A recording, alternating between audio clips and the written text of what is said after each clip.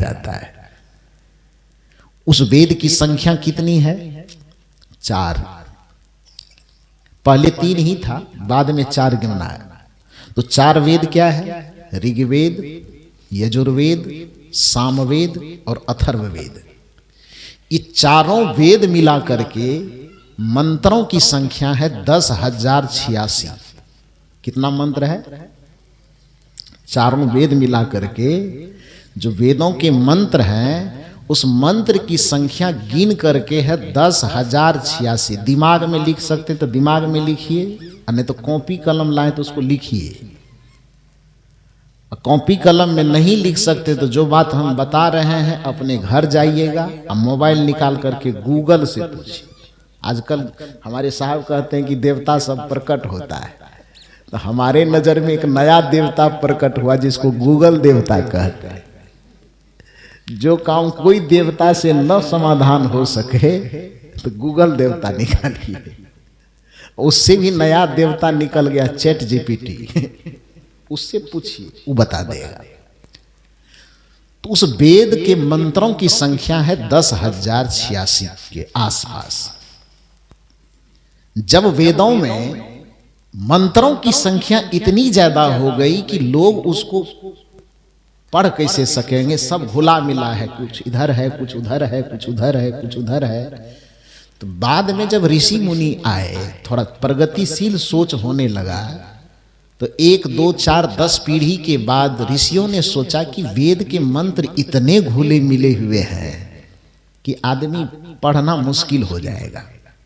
तो क्या किया, उसको चारों वेद के मंत्र को खोज खोज करके 4 हिस्से में बांट दिया। समझ रहे हैं बात? पहले तो वेद की संख्या 4 हो गई, जिसके सभी मंत्रों की संख्या 10,086 हो गई। उसके बाद चारों तरफ जो बिखरे पड़े थे, मान लीजिए कि आपके पास में 10,000 रुपया दिए, 5 टकिया, 2 टकिया, 4 टकिया, 10 टकिया मिला के दिए, और उसको गिनती करना है। तो 10 रुपया सिक्का अलग कीजिएगा कि नहीं? पहले 2 रुपया वाला अलग कीजिएगा, 5 रुपये वाला अलग कीजिएगा, और एक कैटेगरी के सब रुपए को अलग अलग करके तब न गिनती कीजिएगा। तो उसी तरह से वेद साहित्य में जितने मंत्र घुले मिले थे, तो लोगों को आसान से वेद का ज्ञान पहुंचे, इसके लिए आगे के ऋषियों ने वेद के समस्त मंत्रों को 4 हिस्से में बांट दिया। वेद का पहला हिस्सा कहलाया संहिता भाग, दूसरा हिस्सा कहलाया ब्राह्मण भाग। ब्राह्मण जाति वाला ब्राह्मण नहीं, भाग का नाम है, पुस्तक के हिस्सा का नाम। तो पहला हिस्सा का नाम संहिता भाग, दूसरे हिस्सा का नाम ब्राह्मण भाग, तीसरे हिस्से का नाम आरण्यक भाग, और चौथे हिस्से का नाम उपनिषद भाग। बात समझ में आई? ये 4 हिस्से जब वेद के किए गए वेद के मंत्रों का, तो संहिता भाग का मतलब होता है ऐसा मंत्र जिस मंत्रों के माध्यम से समाज और परिवार को चलाने का कानून हो, उसमें नियम हो, उसमें तो समाज, परिवार और व्यक्ति को चलने और चलाने का नियम जिस मंत्रों से जुड़ा हुआ हो, उस मंत्र को कहा गया संहिता भाग। ऐसा ऐसा जहां मंत्र मिले, बेटा को कैसे चलना चाहिए, पत्नी को कैसे चलना चाहिए, समाज को कैसे चलना चाहिए, परिवार को कैसे चलना चाहिए, तो ऐसे ऐसे मंत्र जितना मिला उसमें से सबको छांट करके एक जगह कर दिया, और उस हिस्से का नाम क्या रखा? संहिता भाग। बात समझ में आई? दूसरा हिस्सा रखा ब्राह्मण भाग। पूजा कैसे करना है, पाठ कैसे करना है, देवी देवता को कैसे मनाना है, कैसे रिझाना है, यज्ञ कैसे करना है, हवन कैसे करना है। तो पूजा पाठ यज्ञ हवन से संबंधित जो मंत्र थे, उस मंत्र को एक जगह इकट्ठा कर दिया और उस हिस्से का नाम रख दिया गया ब्राह्मण भाग। ठीक है। तीसरा हिस्सा अरण्यक भाग आता है, जिस अरण्यक भाग का मतलब यह होता है कि घर में रहते हुए हमें साधना भक्ति भजन करके साधु ऋषि और मुनियों की दिनचर्या को अपने जीवन में उतारना है। इससे जुड़ा हुआ जितना मंत्र आया उन सारे मंत्रों का नाम, उस भाग का नाम रखा गया आरण्यक भाग। घर में रह करके साधु सन्यासी की तरह जीवन कैसे जिया जाए। आरण्य का मतलब जंगल होता है। जंगल में कौन रहते थे? ऋषि मुनि साधु महात्मा, यही रहते थे। तो घर में रहते हुए, गृहस्थी में रहते हुए, जंगल के में रहने वाले साधुओं की तरह जीवन कैसे जिया जाए, इससे जुड़े हुए जितने मंत्र थे उन सारे मंत्रों को एक हिस्से में रखा गया, जिसको कहा गया आरण्यक भाग। ठीक है। अब ये 3 के बाद सबसे ओरिजिनल चीज आता है, जिसमें ईश्वर का ज्ञान, आत्मज्ञान, परमात्म ज्ञान, ईश्वर की भक्ति कैसे करना चाहिए, इसका जो ज्ञान आया, मोक्ष को कैसे प्राप्त किया जा सके, मुक्ति को कैसे प्राप्त किया जा सके, आवागमन के चक्र को कैसे छोड़ा जा सके, वासना और प्रपंच से मुक्त कैसे हुआ जा सके, जो ये सनातन संस्कृति का क्रीम ज्ञान था, क्वालिटी वाला ज्ञान, उस हिस्से को कहा गया उपनिषद भाग। बात समझ में आ गई? तो पहले वेद को 4 हिस्से में बांट लीजिए। 4 हिस्से में बटा, संहिता भाग, ब्राह्मण भाग, आरण्यक भाग और उपनिषद भाग। ये 3 हिस्सा पर कोई चिंतन नहीं हो सकता। पूजा पाठ में क्या चिंतन करेगा? कलयुग में, सतयुग में जैसे जल ढारता था आज भी ढारेगा, उसमें क्या परिवर्तन करेगा? कलयुग में जैसे टीका लगाता था सतयुग में वैसे आज भी लगाएगा, उसमें क्या परिवर्तन हो सकता है? कुछ बदलाव होगा? उसमें कोई बदलाव की जरूरत नहीं है। रीति रिवाज परंपरा जितना चल रही थी वही चलते आ रही है, वही सब चलते रहेगी। उसमें ज्ञान विज्ञान की कहीं कोई जरूरत है नहीं, वो तो स्थूल चीज है वो। तो उसमें प्रगति नहीं होगी। समाज के लिए कोई नियम कानून बनाए जाएंगे तो उसमें क्या परिवर्तन करेगा? माता पिता की सेवा करनी चाहिए तो सतयुग में भी करनी चाहिए, द्वापर में भी करनी चाहिए, आज भी करनी चाहिए। इसमें क्या बदलाव की जरूरत है? पति पत्नी को कैसे रहना चाहिए, इसमें सतयुग रहे कि द्वापर रहे कि कलयुग रहे, इसके नियम में बदलने की कोई जरूरत है? कोई जरूरत नहीं। तो ये सामाजिक नियम में कोई बदलाव नहीं होगा, पूजा पाठ यज्ञ हवन के नियम में कोई बदलाव नहीं होगा। उसके बाद साधु सन्यासी को कैसे पाप करना चाहिए, कैसे पुण्य करना चाहिए, इसके नियम में कोई बदलाव नहीं होगा। ये 3 नियम जो बनाए गए वेद के, ये तीनों नियम को क्या किया गया? रूढ़ कर दिया गया। मैंने भैया इसको कॉपी पेस्ट मार दो, इसमें अलग से कभी कोई परिवर्तन होने की संभावना नहीं है। ये 3 को पूरा लेकर के चपोत दिया गया। अब चिंतन की जो बात होगी, दर्शन की जो बात होगी, सनातन संस्कृति को विकसित करने की जो बात होगी, ये 3 भाग पर तब होगा नहीं काम। काम किस पर होगा? मेरी बात समझ रहे हैं? 3 हिस्से को रूढ़ बना करके बस एकदम कॉपी मार करके पेस्ट लगा करके एकदम पूरा थकिया करके रख दिया गया। अब जब हिंदू धर्म का विकास होगा, चिंतन होगा, दर्शन बनेगा, द्वैतवाद, अद्वैतवाद, विशिष्टाद्वैतवाद, द्वैताद्वैतवाद, सगुणवाद, निर्गुणवाद, ये सारे चीज जो फैलेंगे डाढ़ पात, वो कहां से फैलेगा? बच गया चौथा, जिसको हमने क्या कहा? उपनिषद भाग। और उस उपनिषद भाग में विकास करने के कारण उपनिषद फैलते फैलते चिंतन करते करते करते करते उपनिषदों की संख्या 11 हो गई। कितनी हुई? 11। कठोपनिषद, केन उपनिषद, श्वेतासुतर उपनिषद, ईशोवास्योपनिषद, बृहदारण्यक उपनिषद, छंदोग्य उपनिषद, केन उपनिषद, इस तरह से उपनिषदों की संख्या कितनी हो गई? 11। क्यों हो गई? क्योंकि इस 3 भाग पर तो कोई विचार नहीं होगा, कोई विश्लेषण नहीं होगा, उसको चपोत करके रख दिया गया। विचार, तर्क, चिंतन जो भी होगा वो एक भाग पर होगा, जिसको उपनिषद भाग कहते हैं। अब उसको उपनिषद क्यों कहा गया? पहला सवाल ये कीजिए, ज्ञान के उस हिस्से को उपनिषद कहा क्यों गया? क्योंकि इधर वेद के 3 हिस्सों का ज्ञान आदमी पोथी पढ़ करके भी सीख सकता है, परंपराओं से देख करके भी सीख सकता है, समाज के किसी पढ़े लिखे लोगों से सुन करके भी सीख सकता है, लेकिन जो ब्रह्म ज्ञान की बात है, आत्मज्ञान की बात है, मोक्ष की बात है, कल्याण की बात है, ईश्वर और परमात्मा के अनुसंधान की बात है, वह बात बिना गुरु के समीप बैठे हो नहीं सकता है। इसलिए उस आत्मज्ञान के रहस्य को उपनिषद कहा गया, और उपनिषद का मतलब ही होता है उप मन समीप, और निषद मन बैठना।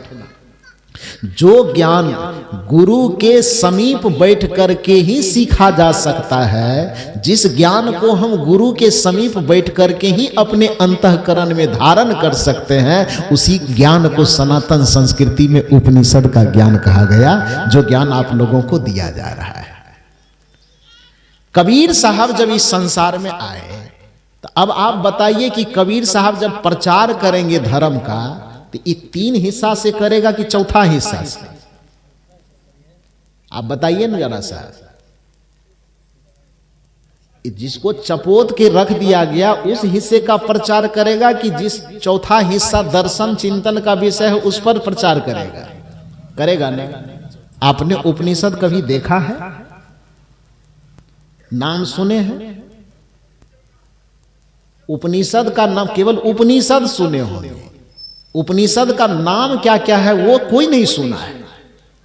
न उपनिषद को कभी देखा है, न वेद को कभी देखने गया है। अब बड़ा एकदम मोच पिजा करके कहता है कि हमसे बड़ का सनातन धर्मी तो कोई है ही नहीं। कभी वेद को देखा नहीं, कभी उपनिषद को देखा नहीं, उपनिषद के चिंतन को कभी देखा नहीं, वेदांत को कभी देखा नहीं, और कहता है कि कबीर साहब तो सनातन धर्म के बड़का विरोधी है। अरे भैया, तू सनातन को कितना प्रतिशत समझ रहे हो? तुम हिंदू धर्म को समझ कितना प्रतिशत रहे हो? केवल काक भुसुंडी और गरुड़ के संवाद को सुन के समझते हो कि हम सनातनी धर्मी हो गए। खाली रामायण पढ़ने से सनातन धर्मी हो जाए? रामायण पर ही केवल सनातन धर्म टिका हुआ है क्या? सनातन धर्म मूल रूप से वेदांत पे टिका हुआ है। स्वामी विवेकानंद जब शिकागो की धरती पर गए, अमेरिका विश्व धर्म सम्मेलन में भाग लेने के लिए, अब पूरी दुनिया को हिंदू संस्कृति से अवगत करवाया, सनातन धर्म का झंडा जाकर के अमेरिका में फहराया, तो आप जानते हैं कि स्वामी विवेकानंद वहां जाके भागवत कथा बांच रहे थे। स्वामी विवेकानंद अमेरिका में जाके रामायण कथा बांच रहे थे कि भागवत कथा कि सत्यनारायण कथा? अमेरिका की धरती पर जाकर के सनातन संस्कृति का जो प्रचार किया गया वो रामायण के आधार पर नहीं किया गया, वो भागवत के आधार पर नहीं किया गया, बल्कि वो वेदांत के आधार पर किया गया। और वेदांत क्या है? उपनिषदों का निचोड़ वेदांत कहलाता है। संतों का जो ज्ञान है, खास करके कबीर साहब का जो ज्ञान है, उसी वेदांत का ज्ञान है। उस वेदांत के ज्ञान में जब भी आप आएंगे तो गुरु और शिष्य की परंपरा पहले आपको झलकेगी। मान लीजिए कि आप कठोपनिषद को उठाइएगा, तो कठोपनिषद क्या कह रहा है? कठोपनिषद कह रहा है कि नचिकेता और यम के बीच में संवाद हो रहा है। बृहदारण्यक उपनिषद उठाएंगे तो क्या करेंगे? उसमें मैत्रेयी और याज्ञवल्क्य के बीच में संवाद हो रहा है। छोड़ दीजिए और सारी बातें, रामचरितमानस ही उठाइएगा तो क्या कहिएगा? उसमें शिव और पार्वती का संवाद हो रहा है, काकभूषुंडी और गरुड़ का संवाद हो रहा है, याज्ञवल्क्य और भारद्वाज का संवाद हो रहा है, शबरी और श्री राम का संवाद हो रहा है। तो संवाद की प्रक्रिया जहां भी घटित होती है तो वो संवाद की प्रक्रिया गुरु और शिष्य के बीच में ही घटित होती है। गीता के बारे में हमारे अभी बता रहे थे महाशय, गीता क्या है? गुरु और शिष्य का ही संवाद है ना जी। कृष्ण जी गुरु के रूप में है और अर्जुन शिष्य के रूप में है। शिष्य उसे कहते हैं जो सीखने की प्रवृत्ति रखता है, और गुरु उसे कहते हैं जो आदमी के संशय का हरण करके उसके अंदर ज्ञान का बीजारोपण करता है, उसी को तो शिष्य कहा जाता है। तो पूरी की पूरी सनातन संस्कृति, चाहे रामायण को आप आधार दे के देखो, चाहे गीता को आधार दे के देखो, वो गुरु और शिष्य की परंपरा है, जिसको हम वैदिक संस्कृति कहते हैं, सनातन धर्म का मुख्य आधार कहते हैं। वह वेद भी तो पहले गुरु और शिष्य की परंपरा का ही अनुकरण करता था। इसलिए वेद का पुराना नाम था श्रुति। क्या नाम था? श्रुति। श्रुति का अर्थ क्या होता है? श्रुति का अर्थ होता है गुरु के द्वारा शिष्य जो सुन करके ज्ञान को धारण करता है, उस सुने हुए ज्ञान को क्या कहा जाता है? श्रुति। श्रुति नाम ही उसका इसलिए है क्योंकि गुरु के मुख से वह सुन करके सीखा जा रहा है। लिखित रूप में उस समय तो होता नहीं था, न कागज था, न कलम था, न ताम्रपत्र था। तो यही होती थी कि गुरु जी कह रहे हैं और शिष्य सुन रहे हैं, फिर शिष्य कुछ आगे बढ़ गया, वह गुरु बन गया, फिर दूसरा कोई शिष्य आया, उसको सुना दिया। तो हजारों वर्षों से गुरु के द्वारा शिष्य सुनते हुए फिर अपने शिष्य को सुना रहा है, फिर अपने शिष्य को सुना रहा है। इसलिए हमारे यहाँ वेद के ज्ञान को पूर्व नाम से यदि पुकारा जाएगा तो वेद को श्रुति के नाम से पुकारा जाता है। तो जो संस्कृति ही श्रुति पर टिकी हुई है, उस संस्कृति में हम ये कहें कि गुरु का कोई महत्व ही नहीं है, तो महान नासमझी की बात हो जाएगी। नहीं, पूरा सनातन धर्म गुरु शिष्य परंपरा पर टिका हुआ है। आश्चर्य की बात है कि लोग देवी और देवता में इतने ज्यादा उलझे हुए हैं कि गुरु के महत्व को समझ नहीं रहा है। जबकि आपकी संस्कृति यह समझाती है कि मान लीजिए कि आप किसी मुसीबत में फंसते, किसी संकट में फंसते हैं, फट से आपको 33 कोटि में या 33 करोड़ में कोई देवी देवता नजर आ जाता है पहले। लेकिन एक सवाल अपने आप से कीजिए कि आप मुसीबत में फंसते हैं तो देवी और देवता के पास जाते हैं। टीवी का सीरियल देखे हैं ना, किताब उताब नहीं पढ़े होंगे तो अलग बात है। टीवी के सीरियल में रामायण, गीता, महाभारत, कृष्ण लीला ये सब देखे हैं कभी कि नहीं देखे हैं? बचपन में तो देखे ही होंगे। तो आपके हमारे ऊपर संकट आ जाता है तो हम देवी देवता को खोजते हैं, और जिस देवी देवता के ऊपर संकट आता है तब वो किसको खोजते हैं? मेरे सवाल को समझ रहे हैं कि हमारे ऊपर कोई परेशानी आई तो हम खोजने गए देवी और देवता को, अब देवी और देवता के ऊपर में परेशानी आई तब वो किसको खोजने जाते हैं? नहीं मालूम है? वो अपने गुरु को खोजने जाते हैं। अब देवताओं के गुरु का नाम क्या है? बोलिए। भारत में जन्म क्यों लिए हैं? जब याद नहीं है तो खाली सत्यनारायण कथा करने से होगा? 33 कोटि देवता जो कहते हैं, वो देवताओं के गुरु का क्या नाम है? महर्षि बृहस्पति। अब जिसको राक्षस कहते हैं आप, जिसको दानव कहते हैं आप, देखिए संस्कृति कितनी उदार है आपके हिंदू धर्म की, कि देवता के तो गुरु है ही, जिसको आप राक्षस कहते हैं, दानव कहते हैं, उसके गुरु है कि नहीं है? उसके गुरु का नाम क्या है? कुल गुरु शुक्राचार्य है ना। तो देवता के गुरु का नाम महर्षि बृहस्पति और दानव के गुरु का नाम शुक्राचार्य। अब सोचिए कि कितनी अजीब संस्कृति है कि देवता के पास भी गुरु है, दानव के पास भी गुरु है, अब बीच में हम लोग कहते हैं कि हमको गुरु की जरूरत है। कैसे काम चले? हमारी गिनती कौन चीज में होगी? ना हम दानव के गिनती में आएंगे, ना हम देव की गिनती में आएंगे। जिस परंपरा के देवता भी गुरु के अधीन है, देवराज इंद्र को यदि कोई परेशानी, जो देवताओं का राजा है ना जी, इसलिए उसको देवराज कहा जाता है। तो देवताओं के राजा कहलाने वाले जो इंद्र है, उसके ऊपर में परेशानी आती तो छटपटा के कहां भागता है? शास्त्र पुराण पढ़ रहे हैं तो पढ़िए, नहीं पढ़ते तो आजकल तो मोबाइल भी हाथ में है, कोनो सीरियल निकाल करके देखिए ना, उनके ऊपर परेशानी आती कहां जाता है? जब जीवन दुख से घिर जाए, कोई बात समझ में ना आवे, तब करके भरोसा सदगुरु पे, उनकी शरण में आ जाना। हमारी भारतीय संस्कृति, सनातन संस्कृति यही कहती है कि जब जीवन दुखों से घिर जाए, पीड़ा परेशानी से घिर जाए, चारों तरफ देखने पर कहीं कोई उत्तर, कहीं कोई समाधान नजर ना आवे, तो उस अवस्था में एक ही काम करना, आंख बंद करके, यदि सदगुरु का दरबार नजदीक में है तो वहां दौड़ जाना।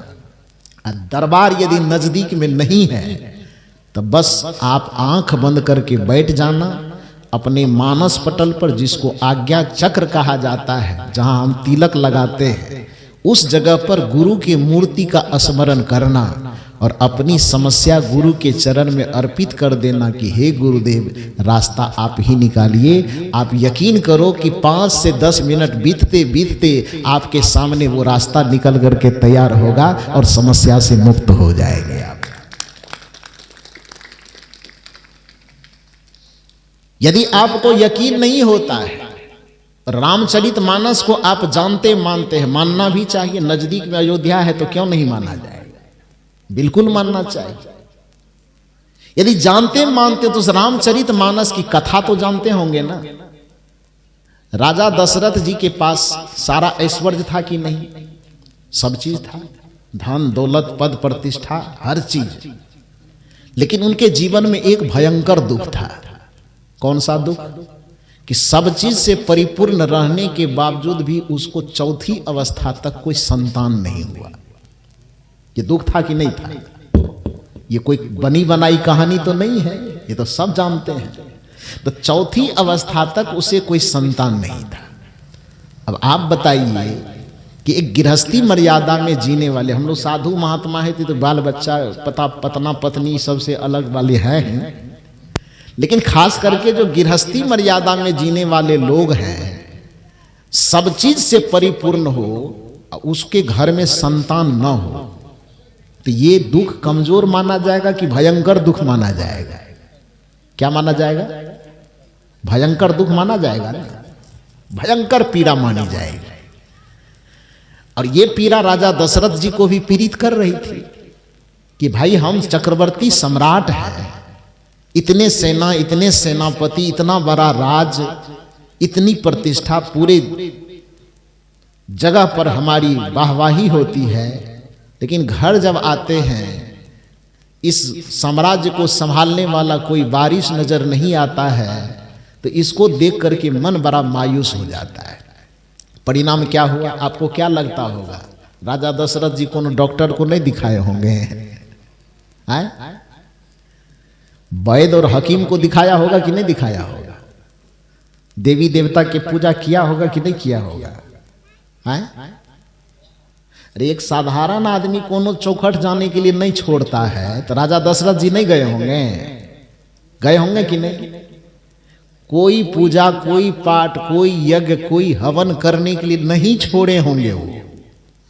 और जब सब चीज करके थक गए होंगे, कोई काम में नहीं हुआ होगा सफल, तब किसी ने, परिवार वाले ने, दोस्त मित्र ने सलाह दिया होगा कि ऐसा करो कि एक पत्नी से नहीं हो रहा है तो दूसरी शादी कर लो।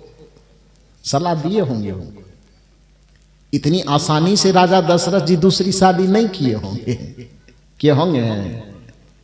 जब सब चीज से परेशान हो गए होंगे और उसके मन की जो चाहत है, जो गृहस्थी मर्यादा का एक सबसे बड़ी संपदा माना जाता है, संतान की प्राप्ति, वो नहीं हुआ होगा। जब राजा दशरथ जी को लगा होगा कि अब सब चीज करके थक गए, पूजा पाठ, यज्ञ हवन, कथा कीर्तन, दवाई दारू, हेम्योपैथ से, आयुर्वेद से, अंग्रेजी से, जिससे भी हो, कहीं से अब काम नहीं चल रहा है, तब अंत में जब परिवार के द्वारा दबाव पड़ा होगा तो फिर दूसरी शादी करने के लिए राजी हुए होंगे कि नहीं?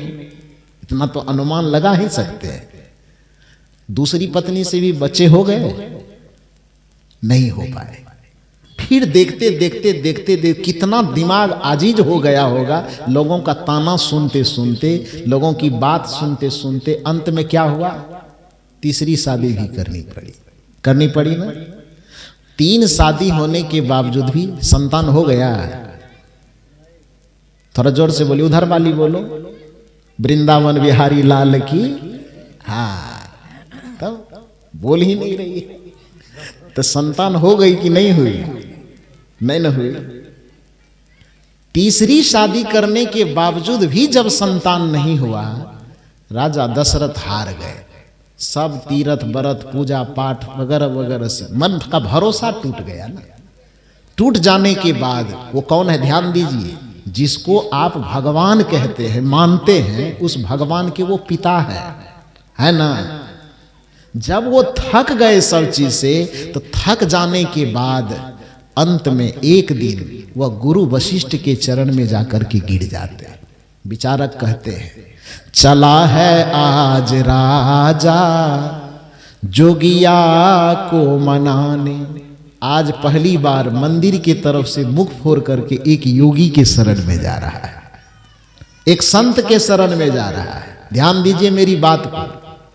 चला है आज राजा जोगिया को मनाने, योगिया को मनाने, गुरुदेव को रिझाने। चला है आज राजा जोगिया को मनाने।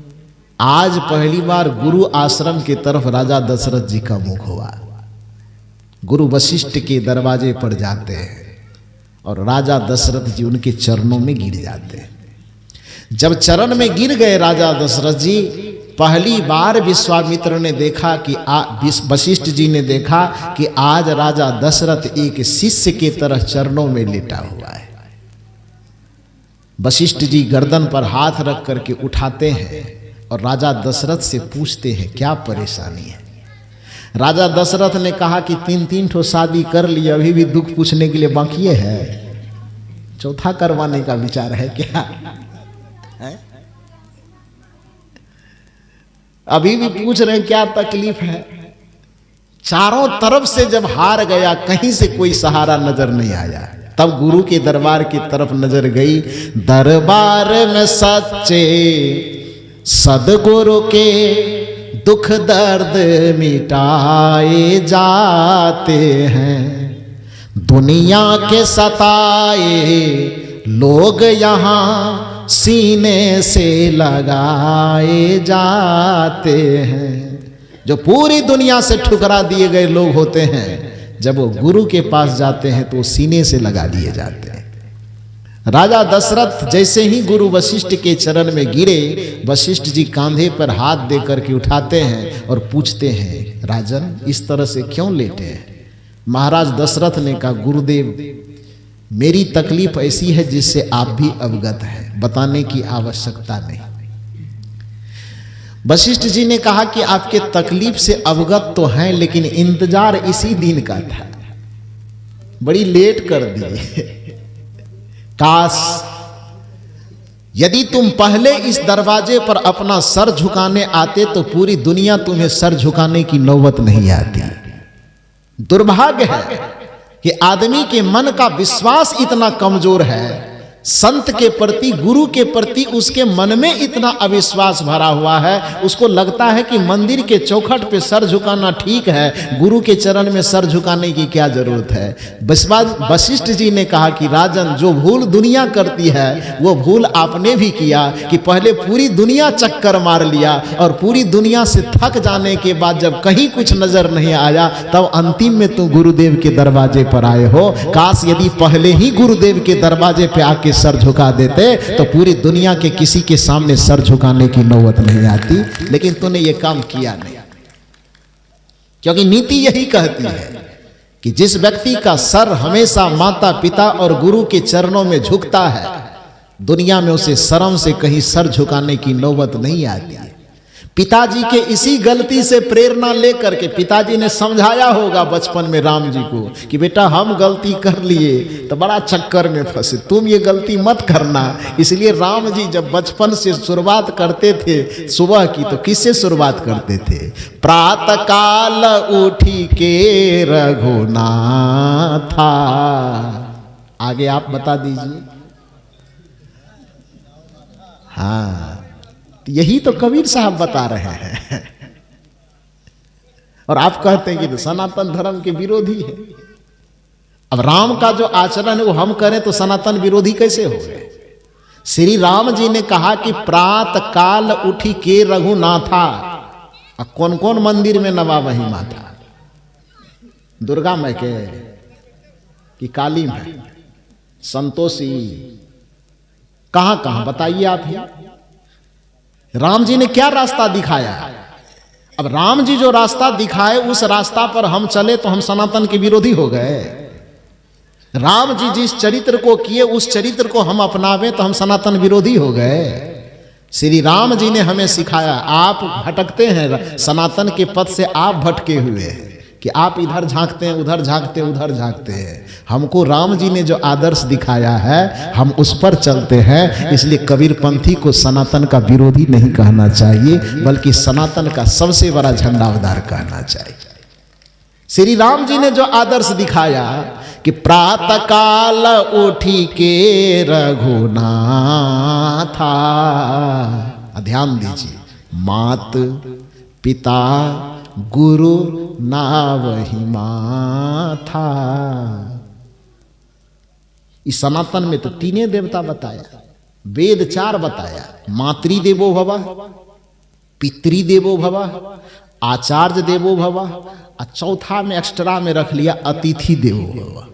लेकिन मुख्य रूप से ये 3 देवता की ही गिनती की गई, मातृदेवो भव, पितृदेवो भव, आचार्य माने गुरुदेव। आचार्य गुरु को कहा जाता है, तो गुरुदेवो भव। यही राम जी का दर्शन है कि मात पिता गुरु नावहि माथा, माता पिता और गुरु के चरण में शीश झुकाना चाहिए। यही आपको कबीर साहब ने, और कबीर साहब के मंच पर बैठने वाले चाहे जहाँ के संत हों, वो आपको यही बताते हैं कि यदि तूने माता पिता की सेवा कर ली और गुरु के चरण की वंदना कर ली तो तुम्हारा भक्ति पूरा हो गया। तो फिर ये सनातन का विरोधी कैसे हुआ, बताइए? किस आधार पर, कैसे कहते हैं कि ये पूजा पाठ को नहीं मानता? तो मूल रूप से मैं आपसे ये कहना चाह रहा हूं कि राजा दशरथ जी कहे, बेटा राम, मुझसे बड़ी भूल हो गई, गुरु के चरण में बाद में गए, पहले हम दुनिया चेक कर ले, तुम ये गलती मत कर। इसलिए सुबह सुबह उठो और सबसे पहला काम क्या करो? माता पिता और गुरु के चरण में जाकर के शीश झुकाओ।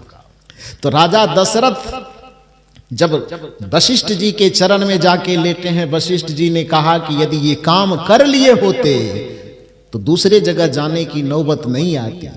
राजा दशरथ के आंख से आंसू झर रहे हैं। वशिष्ठ जी ने कहा, रो मत, गुरु के चरण में झुकने वाला आदमी रोता नहीं है। जाओ, मैं तुझे वरदान देता हूं कि आज के बाद तुम्हारे आंख में कभी आंसू नहीं आएंगे, और जिस पुत्र की अभिलाषा के लिए पूरी दुनिया में तू ललायित हो रहा है, आज गुरु का आशीर्वाद है कि तेरे आंगन में 4-4 बच्चे खेलेंगे। रास्ता में बता रहा हूं, क्योंकि मैं तुम्हारा नमक खा रहा हूं, इसलिए ये यज्ञ मैं तुमसे संपन्न नहीं कर सकता। मैं गुरु तो हूं, लेकिन कुल गुरु हूं। तुम्हारे नमक पर मेरा पालन पोषण हो रहा है। तो इस वजह से जैसे एक पिता अपने पुत्र को पढ़ा नहीं सकता, कितना बड़ा मास्टर हो, अपना बच्चा को पढ़ाने के लिए दूसरे से ट्यूशन दिलवाना पड़ेगा ना। कितना बड़ा डॉक्टर हो, यदि उसको अपने बेटे अपने पत्नी की ऑपरेशन करने की नौबत आवे तो अपने से कर देगा? हो जाएगा? वो चाकू चलवे नहीं करेगा, ऑपरेशन करने वाले चलेगा। तो इसके लिए क्या करना होगा? कितना बड़ा डॉक्टर हो, ऐसा ऑपरेशन करने वाला कि दिन में 50 ऑपरेशन करता हो, उसके बावजूद भी यदि उसके अपने परिवार के किसी सदस्य को ऑपरेशन की नौबत आवे तो किसी दूसरे डॉक्टर के पास भेजेगा ना। वही चीज कुलगुरु वशिष्ठ समझा रहे हैं कि मैं गुरु तो हूं, लेकिन तुम्हारे नमक पर मेरा भरण पोषण हो रहा है, इसलिए हम भी तुम्हारे परिवार के हिस्से हो गए। और ये जो पुत्रेष्टि यज्ञ है, ये यज्ञ मैं नहीं कर सकता हूं, लेकिन मैं तुम्हें भेजूंगा भी तो कोई मंदिर नहीं भेजूंगा, मैं भेजूंगा तो एक संत के पास भेजूंगा। उस संत का नाम है महर्षि श्रृंगी ऋषि। उनके शरण में जाओ और उनसे आशीर्वाद प्राप्त करके फिर अपने जीवन को धन्य करो, तुम अपनी मनोकामना पूरी करो। सवाल यह होता है कि जिसको हम भगवान कह रहे हैं, उस भगवान के पिताजी के ऊपर संकट आया तो उसके संकट को दूर कौन किया? 33 करोड़ वाला कि संत वाला? थोड़ा जोर से बोलिए, इधर वाला बोलो ना।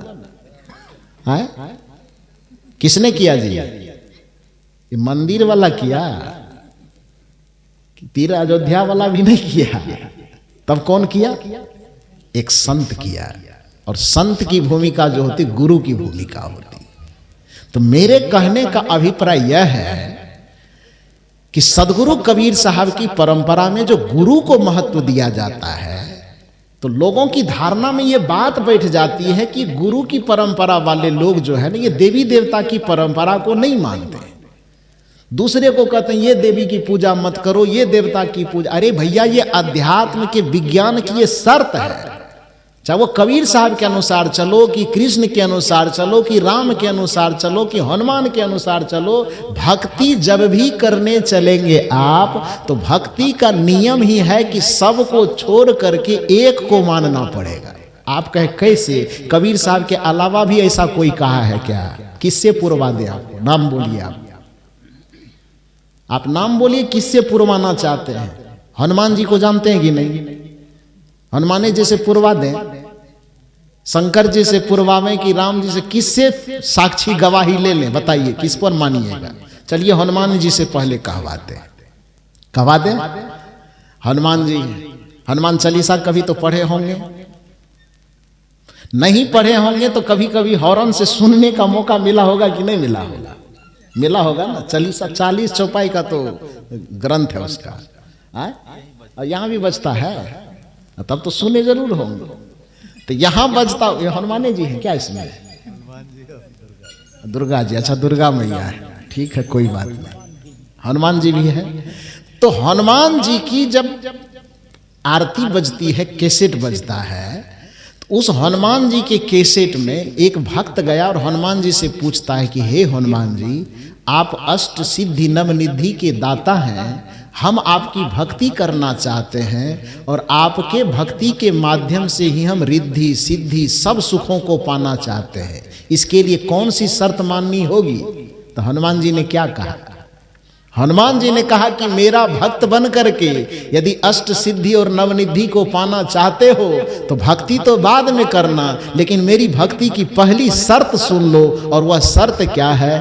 और देवता चीतन धरई, हनुमत से सर्व सुख लहई। ये हनुमान चालीसा की पंक्ति है कि नहीं है? पहले ये बताइए। आए ये हम लिखे हैं, अनुभव साहब लिखे हैं, ये हनुमान चालीसा में लिखा गया है। ये कोई बहुत बड़ा ग्रंथ नहीं है कि इसको पलटने में आपको 50 दिन लग जाएगा। ये 4 मिनट में 2 मिनट में पूरा पन्ना पलट लीजिएगा, पढ़ लीजिएगा। तो ये साखी, ये दोहात, ये चौपाई सुने होंगे आप।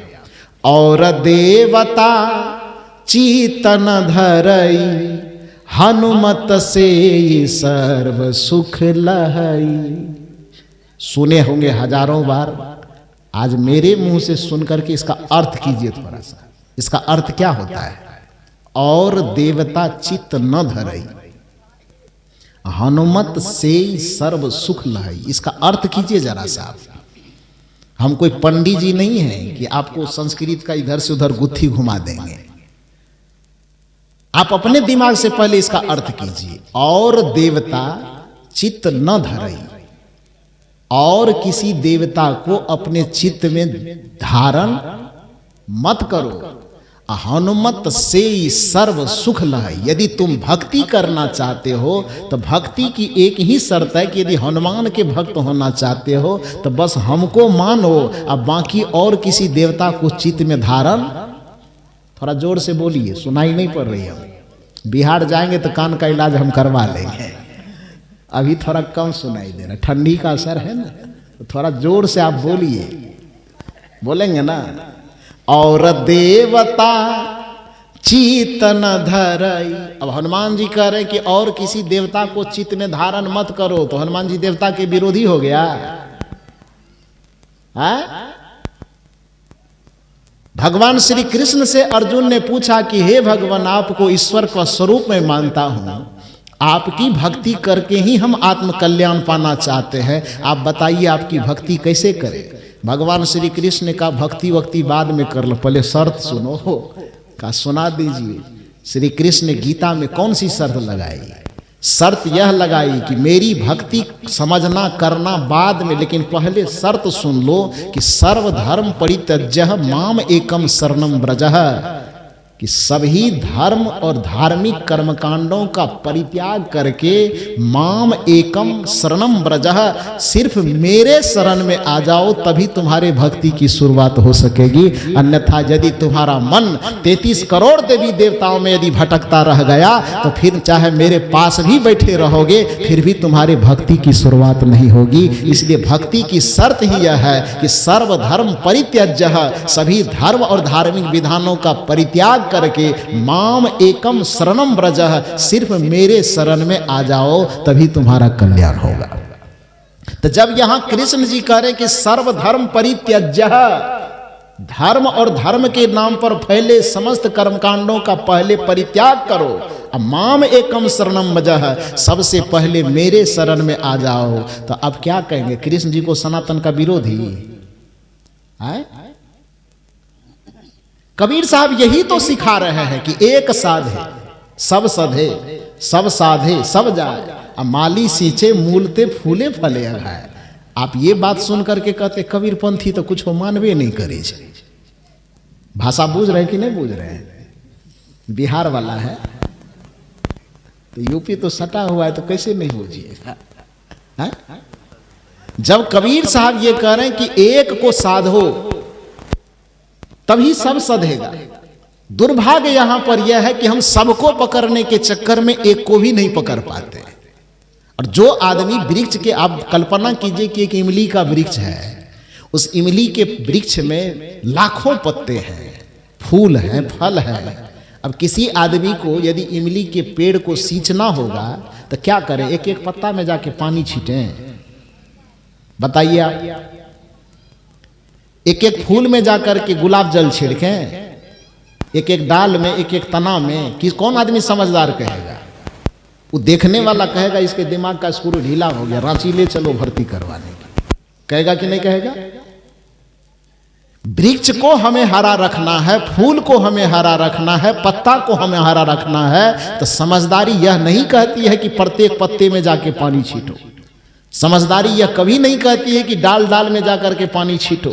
समझदारी यह कभी नहीं कहती है कि वृक्ष के एक एक फूल में जाकर के पानी डालो। समझदारी यह कहती है कि पूरे वृक्ष को हरा भरा रखना हो तो डाल को भूल जाओ, पत्ते को भूल जाओ, तना को भूल जाओ, और सबको भूल करके एक जड़ में पानी डालना शुरू करो। लाखों पत्तों में अपने आप पानी पहुंच जाएगा, सब में पानी डालने की आवश्यकता नहीं है। समझदारी यही कहता है। यही बात सदगुरु कबीर सिखाना चाहते हैं आपको। ये भक्ति छोड़ने कहां कहते हैं आपको? देवी एवं देवता को छोड़ने कहां कहते हैं आपको?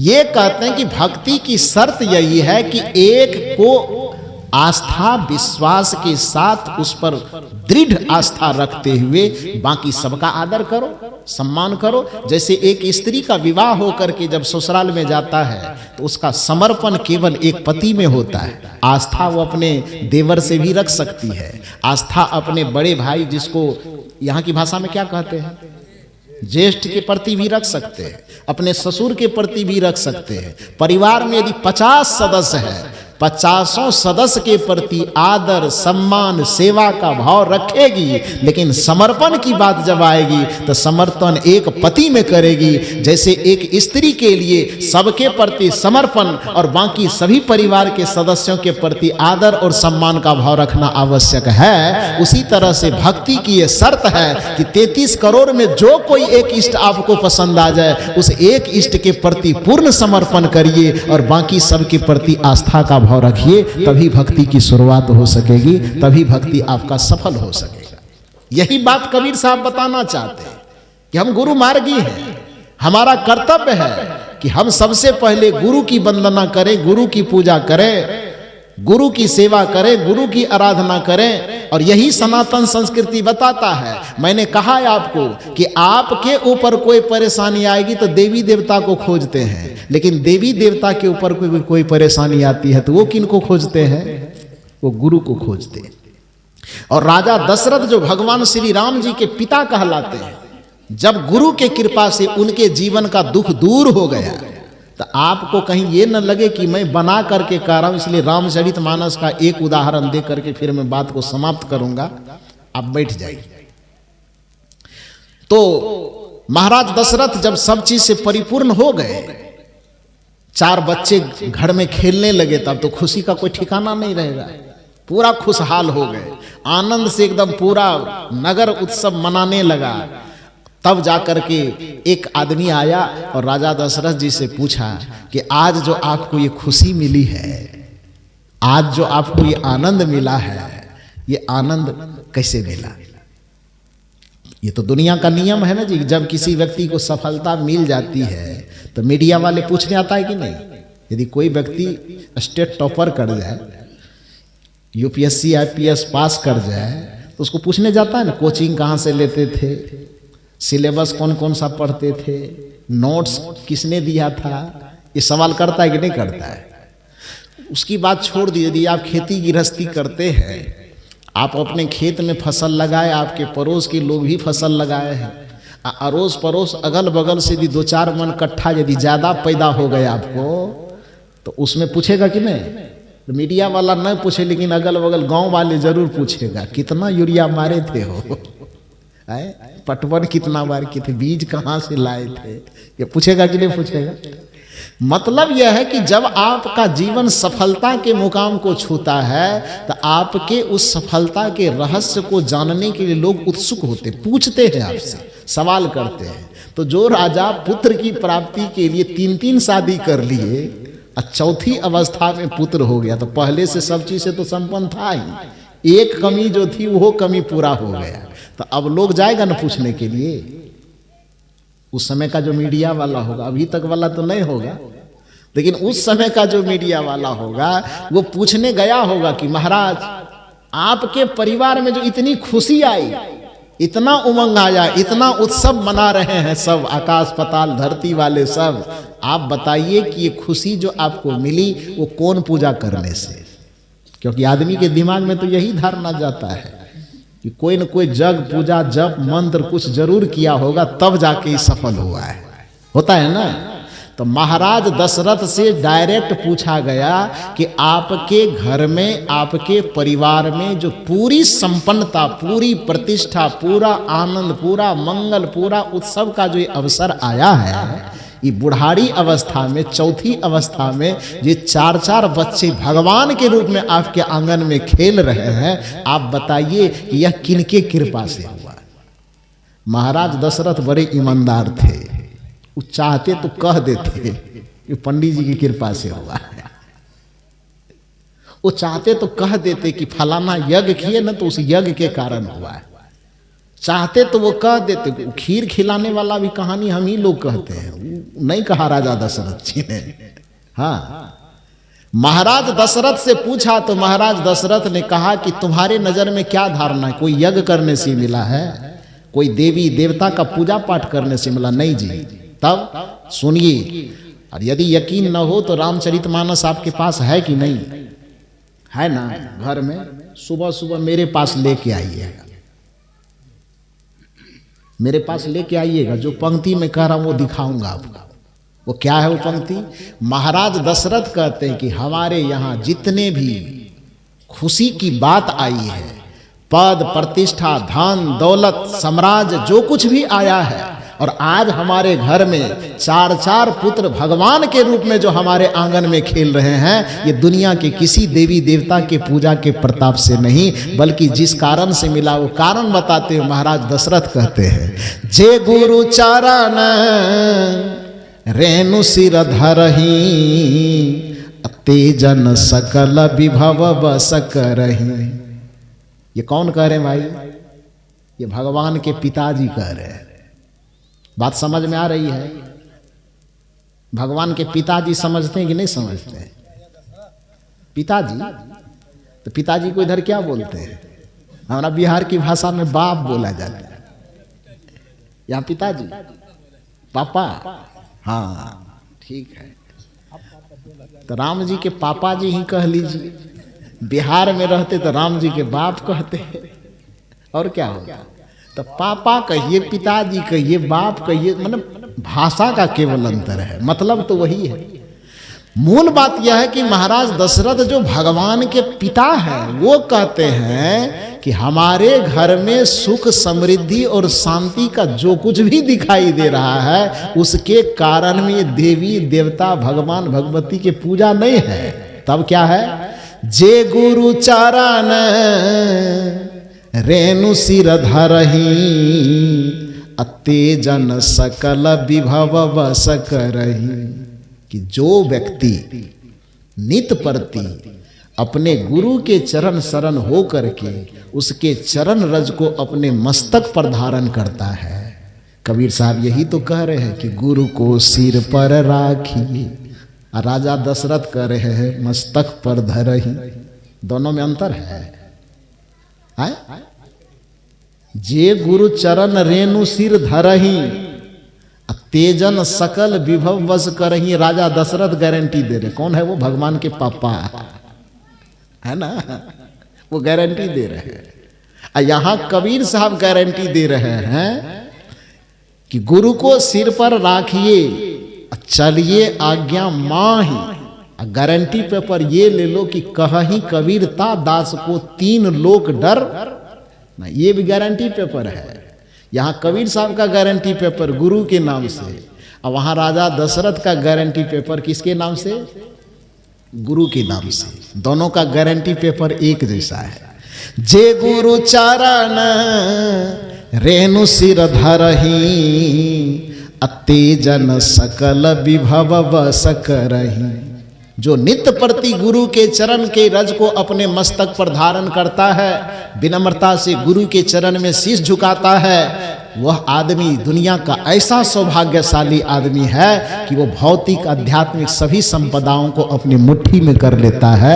यही तो मनुष्य की चाहत है। इसलिए सनातन संस्कृति कहती है कि और किसी की पूजा करना न करना बाद में देखा जाएगा, लेकिन अपने जीवन में गुरु को धारण करना और गुरु के चरण की सेवा करना, ये सनातन संस्कृति का हिस्सा है।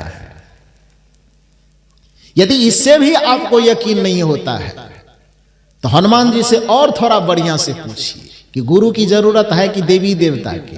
हनुमान जी का देवी देवता पकड़ो न पकड़ो बाद में फैसला कर लेंगे, लेकिन शुरुआत कहां से करना?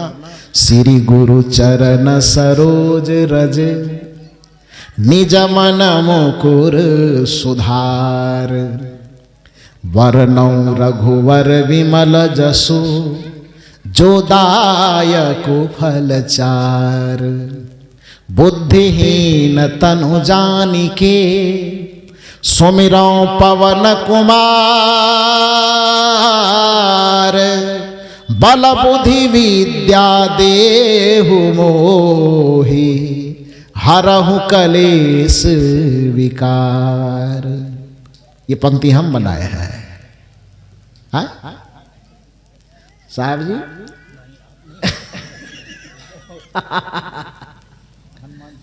इस साहब जी भी नहीं बनाए, मैं भी नहीं बनाया हूं। अब हरियाणा वाले से पूछना पड़ेगा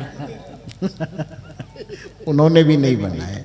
आप लोग बनाए हैं? कोई नहीं बनाए। ये किसकी पंक्ति है? गोस्वामी तुलसीदास जी के द्वारा लिखी गई हनुमान जी के लिए।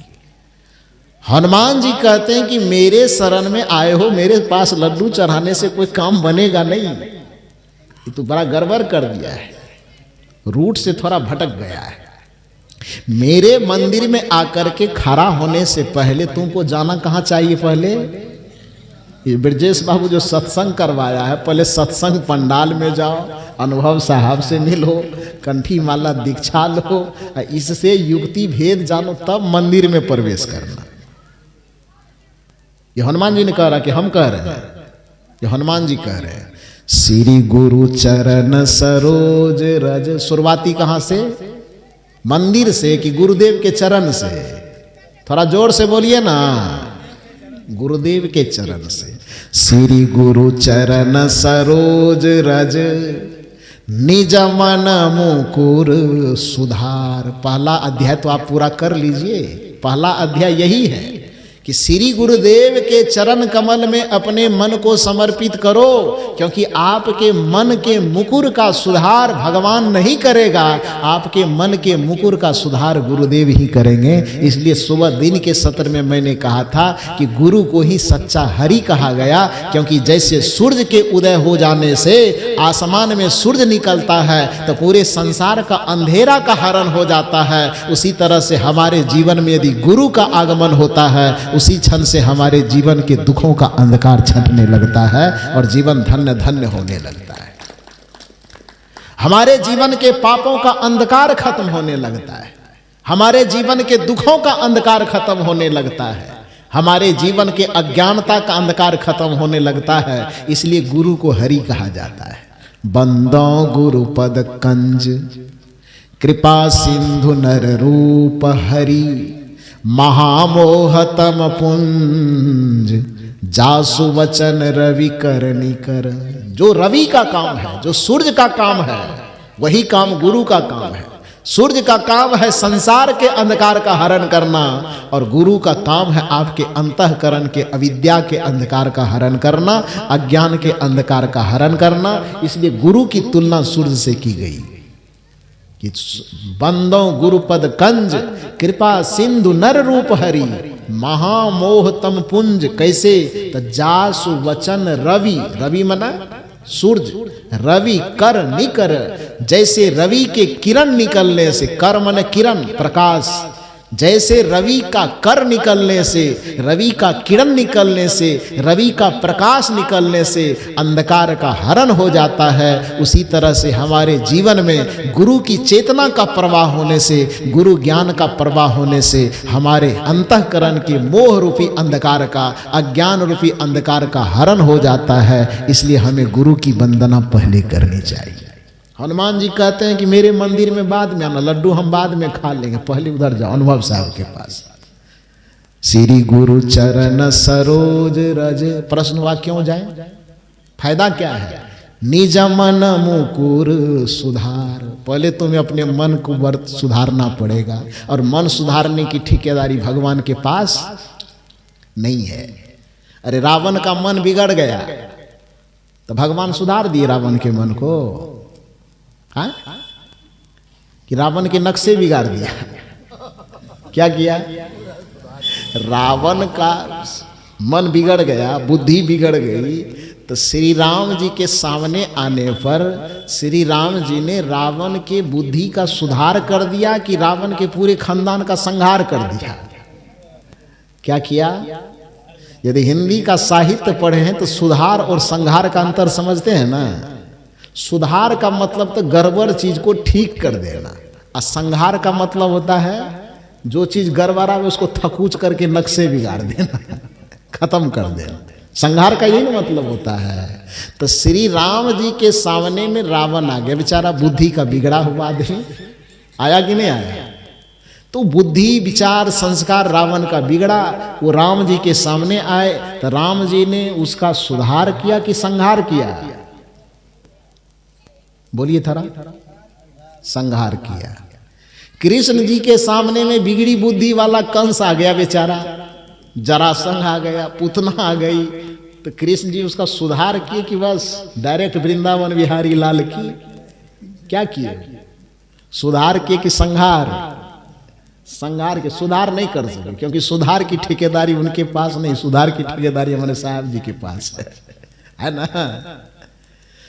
संत और भगवंत का अवतरण इस धरती पर होता है दो कारणों से। भगवंत का अवतरण होता है जब पाप बढ़ जाए तो पापियों के संहार के लिए, और संत का अवतरण होता है जब पाप बढ़ जाए तो पापियों के सुधार के लिए। और जो व्यक्ति आपका संहार ही कर देगा तो वो आपका उद्धार कैसे करेगा जी? उद्धार कौन करता है? संहार करने वाला। ये उद्धार करता है सुधार करने वाला। जो सुधार करे वही हमारा उद्धार कर सकता है। जो संहार ही कर दिया तो फिर उद्धार क्या करेगा? डफली बजाएगा, उद्धार कैसे होगा? यही कारण है कि भगवान बुद्ध यदि गुरु के रूप में है तो भगवान बुद्ध के शरण में बिगड़ी बुद्धि वाला अंगुलीमाल पहुंच गया।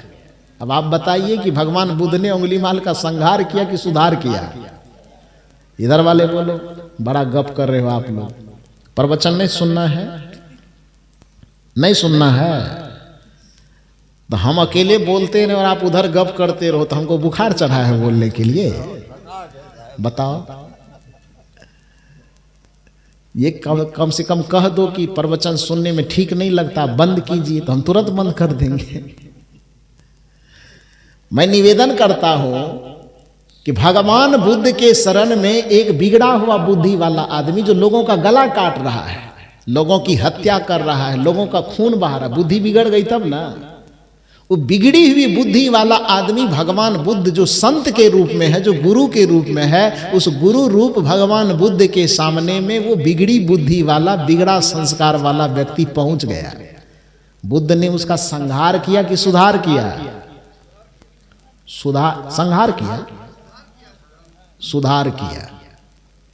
रत्नाकर जिसको कहते, जिसने राम कथा लिखी वाल्मीकि जी ने, उसका पूर्व नाम क्या था? रत्नाकर। वो रत्नाकर बेचारा भटकते भटकते भटकते भटकते सप्त ऋषि मंडली के शरण में चला गया, संत के शरण में। सुधर गया कि मर गया?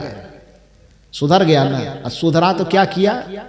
उल्टा नाम जपत जग जाना, वाल्मीकि भय ब्रह्म समाना।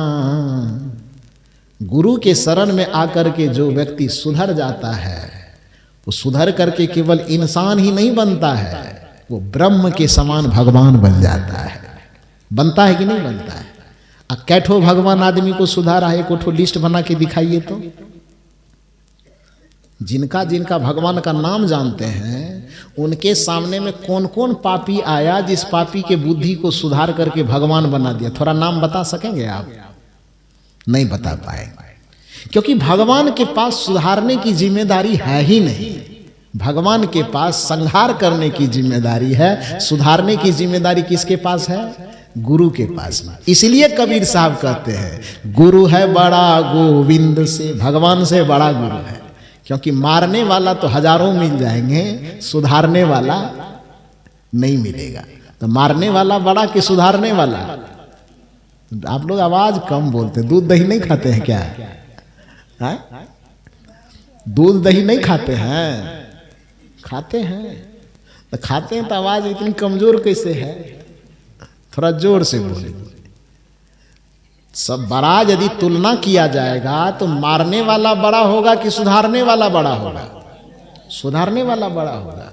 और सुधारता कौन है?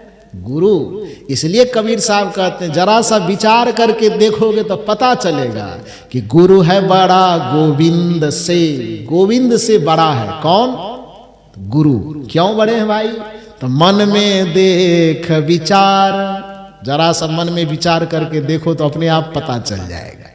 हरि सिर जय तो बार बार, यदि भगवान सिरज देगा तो बार बार तुम आवागमन के चक्र में आओगे भी, जाओगे भी। लेकिन एक बार गुरु के शरण में आकर के तुम्हारी चेतना सुधर गई तो एक ही धक्का में आवागमन के चक्र को पार कर जाओगे। इसलिए गुरु का दर्जा भगवान के दर्जे से बड़ा माना जाता है। बात समझ में आई? तो आ गई। कहने का ये अभिप्राय है कि पूरी सनातन संस्कृति, भारतीय संस्कृति, जो वेद से लेकर के उपनिषद तक का विकास हुआ है, संतों की परंपरा को जब आप पढ़ेंगे, वो तो समय नहीं है यहाँ पर, ठंडी का मौसम है, लेकिन आप लोग इतना बढ़िया से बैठे हैं कि मुझे बोलने का मन कर रहा है। हम तो सोचे थे कि 10 मिनट बोल के चले आए, लेकिन आप तो ज्यादा बोल दिए। अब बंद कर दिया जाए? और थोड़ा बोला जाए? हाँ, तो बढ़िया। यूनिवर्सिटी में तो 45 मिनट का ही क्लास ले पाते हैं हम लोग जी। आप लोगों को पढ़ाने में 1.5 घंटा 2 घंटा आप बुलवा देते हैं, फिर भी फर्क नहीं पड़ता है। वहां फर्क पड़ जाता है। कहने का ये अभिप्राय है, जिस दर्शन की बात कर रहे हैं, आपको मालूम होना चाहिए कि जिस समय मैं पीएचडी कर रहा था, तो पीएचडी करने में सरकार के तरफ से जो हमको सब्जेक्ट दिया गया कबीर साहब के ऊपर लिखने के लिए, तो टॉपिक ही दिया गया था कि संत कबीर के संतमत दर्शन में आदर्श राष्ट्रीयता के सूत्र। कि कबीर साहब के किन किन विचारों को आधार बना करके डॉक्टर भीमराव अंबेडकर ने संविधान लिखा, उसको उस चीज में मैंने गुम्फित करने का प्रयास किया कि भारतीय संविधान में कबीर के लोकतांत्रिक मूल्य क्या क्या है, भारतीय संविधान में कबीर का आध्यात्मिक मूल्य क्या क्या है, भारतीय संविधान में कबीर के पारिवारिक और सामाजिक मूल्य क्या क्या है। इन सारे चीजों को एक एक अध्याय में बांट बांट करके हम लोगों ने लिखा है। पीएचडी करने के दरमियान में कबीर साहब के लिए कम से कम 600 पुस्तकों को मुझे पढ़ना पड़ा। कितने पुस्तकों को? 600। और उन पुस्तकों का निचोड़ जब पढ़े, आप ही के प्रयागराज इलाहाबाद विश्वविद्यालय के एक बहुत बड़े प्रोफेसर हो गए, पंडित गोविंद त्रिगुणायत नाम है उनका। पंडित गोविंद त्रिगुणायत ने कबीर साहब पर शोध करते हुए एक पुस्तक लिखा है जिसका नाम है कबीर विचारधारा। उस कबीर विचारधारा में उन्होंने निष्कर्ष निकाला है कि 15वीं शताब्दी में, जिसको मध्य युग के नाम से जाना जाता है भारतीय इतिहास में, उसमें यदि कबीर न होते उस मध्य युग में, तो गोस्वामी तुलसीदास जी को लोग सनातन धर्म के रक्षक मानते हैं। लेकिन नहीं, गोस्वामी तुलसीदास जी तो बहुत बाद में हुए ना जी। कबीर साहब से उम्र में तुलसीदास जी कितने छोटे हैं ये पता है आप लोगों को? गोस्वामी तुलसीदास जी उम्र में कितने छोटे हैं मालूम है? 250 बरस। कितना बरस? 25 नहीं, 10 नहीं, 250 बरस। 250 बरस का मतलब समझते हैं क्या पीढ़ी गुजर गया? एक व्यक्ति की पीढ़ी को 25 बरस यदि औसत मानेंगे पीढ़ी का गैप, तो 250 बरस का मतलब हो गया कम से कम 10 पीढ़ी हो गई ना। 10 पीढ़ी। जिस समय में कबीर साहब इस धरती पर आए थे, इस्लाम का जोर जबरदस्ती उस समय चल रहा था कि गोस्वामी जी के समय में चल रहा था? वो कबीर साहब के समय में चल रहा था। सिकंदर लोदी, तो तुगलक, तो फलना, तो चिलना, जिसका भी आक्रांता का नाम जानते हैं, वो सारे आक्रांता अपने तलवार के नोक पर लोगों के गर्दन से कंठी माला फेंक करके लड़ने, लड़ाने, मरने, मारने की बात उस समय चल रही थी। उस सारा धक्का सहने की जरूरत पड़ी कबीर साहब को। हिंदू धर्म को बचाया कबीर साहब ने, सनातन संस्कृति को बचाया कबीर साहब ने, और आज नाम उछल उछल करके कमा रहा है दूसरा कोई। बड़ा गजब है यार, कि जिसने तुम्हें बचाया, जिसने तुम्हारी रक्षा की, जिसने आपके सनातन संस्कृति को बचाने के लिए बड़ी क्रांति छेड़ी। आप पढ़िए उस शोध को। और शोध कोई बाबाजी का लिखा हुआ चीज नहीं होता है, वो सरकार के द्वारा दी गई विषय होती है, और उस पर शोध करने वाले को कितना मेहनत करना पड़ता है, शायद जो पढ़े लिखे होंगे वही व्यक्ति इस बात को समझ पाएंगे। तो पंडित गोविंद त्रिगुणायत ने उसमें लिखा है, जो इलाहाबाद विश्वविद्यालय के कभी प्रोफेसर रह चुके, उन्होंने अपने शोध ग्रंथ में लिखा कि यदि 15वीं शताब्दी में, मध्य युग में, जो भारत का आक्रांत युग था, संक्रमण काल से भारत की संस्कृति गुजर रही थी, उस समय में यदि कबीर न होते तो सनातन धर्म का आज नामो नक्शा नहीं बचता। सनातन धर्म को बचाने का यदि सबसे जबरदस्त बीरा किसी ने उठाया तो उस महापुरुष का नाम कबीर है, उस संत का नाम कबीर है। और कैसे बचाया? तो बताया उसी को जिसको विवेकानंद अमेरिका में जाके फैला रहे थे। वही जो मैंने बताया कि वेद के 4 हिस्से, तो 3 हिस्से तो पहले से बंद है, तो 3 का प्रचार कोई कैसे करेगा? चाहे विवेकानंद करे, कि कबीर करे, कि बुद्ध करे, कि महावीर करे, कि कोई करेगा, तो प्रचार 3 का कैसे करेगा? प्रचार चौथा का न करेगा। और चौथा को कभी आप देखे है ही नहीं, तो इसलिए लगता है कि भैया ये कहाँ से नया ज्ञान आ गया। वो जिस ज्ञान को आप देखे ही नहीं है, तो वो ज्ञान तो आपको अनूठा लगेगा ना।